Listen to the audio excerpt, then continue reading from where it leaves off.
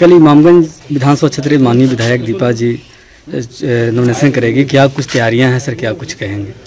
देखिए, आपके माध्यम से इमामगंज की जनता को धन्यवाद देते हैं जिन्होंने जो आशीर्वाद दिया और जो विश्वास जताया हम लोग पर, और उस पर हम लोग खरे उतरने की कोशिश कर रहे हैं। कल पुनः जनता के मालिक के दरबार में नॉमिनेशन होने जा रहा है यहाँ पर, और हम लोग पुनः यहाँ आकर के अपनी बातों को रखेंगे, जनता का विश्वास जीतने का काम करेंगे। तो मेरी शुभकामना भी है राष्ट्रीय अध्यक्ष होने के नाते कि इस बार पुनः हम समझते हैं कि यहाँ से हम पार्टी जीत दर्ज करेगी और ज़्यादा मतों से जीत दर्ज करेगी।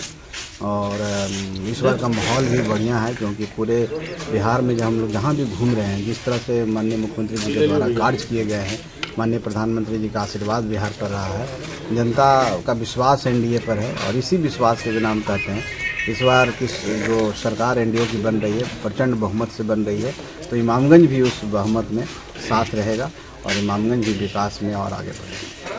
क्या लगता है एनडीए जहाँ से कैंडिडेट उतार रही है, निश्चित तौर पर सरकार बनाएगी? निश्चित तौर पर हम लोग सरकार बनाने में कहीं पर कोई है नहीं। हम लोग तो रिकॉर्ड तोड़ना चाहते हैं 2010 का।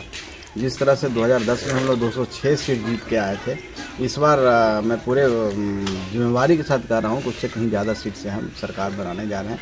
इसमें कहीं पर कोई किंतु परंतु नहीं। महागठबंधन में काफ़ी खींचातानी चल रही है, मुकेश सहनी भी नाराजगी चल रहे हैं क्योंकि उनका मन मुताबिक सीटें नहीं मिल रही है। क्या कुछ लगता है एनडीए में शामिल होंगे क्या मुकेश सहनी? गठबंधन है, वो गठबंधन स्वार्थ का गठबंधन है। आप लोकसभा चुनाव में भी आप देखे होंगे कि किस तरह से गठबंधन बना और कैसे बिखरता चला गया। तो ये तो वहाँ की कहानी है। स्वार्थ जहाँ पर है वहाँ पर कोई गठबंधन नहीं होता। अब कोई व्यक्ति अपने आप को कह रहा है कि हमको मुख्यमंत्री प्रोजेक्ट कर दो, कोई कह रहा है डिप्टी सीएम प्रोजेक्ट कर दो, तो वहाँ पर एक खींचातानी है, और उसके चक्कर में अभी से लोग सरकार बनी नहीं।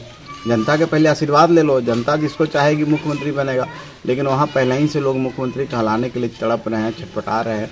जनता के कामों से उनको मतलब नहीं, जनता के विकास से मतलब नहीं, सिर्फ है कि किस तरह से हमको ज़्यादा सीट मिल जाए और हम मुख्यमंत्री के दावेदार हो जाएं और डिप्टी सीएम के दावेदार हो जाए।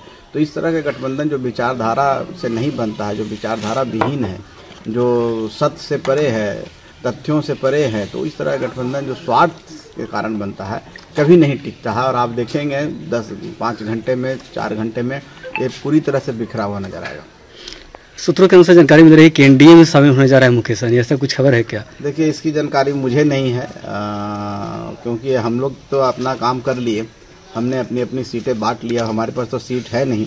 अगर कोई व्यक्ति आते हैं और हम लोग को सपोर्ट करते हैं तो स्वागत है। अगर आप ये वीडियो YouTube पर देख रहे हैं तो हमारे चैनल को सब्सक्राइब कर बेल आइकन दबाएं, और Facebook पर देख रहे हैं तो हमारे पेज को लाइक करें।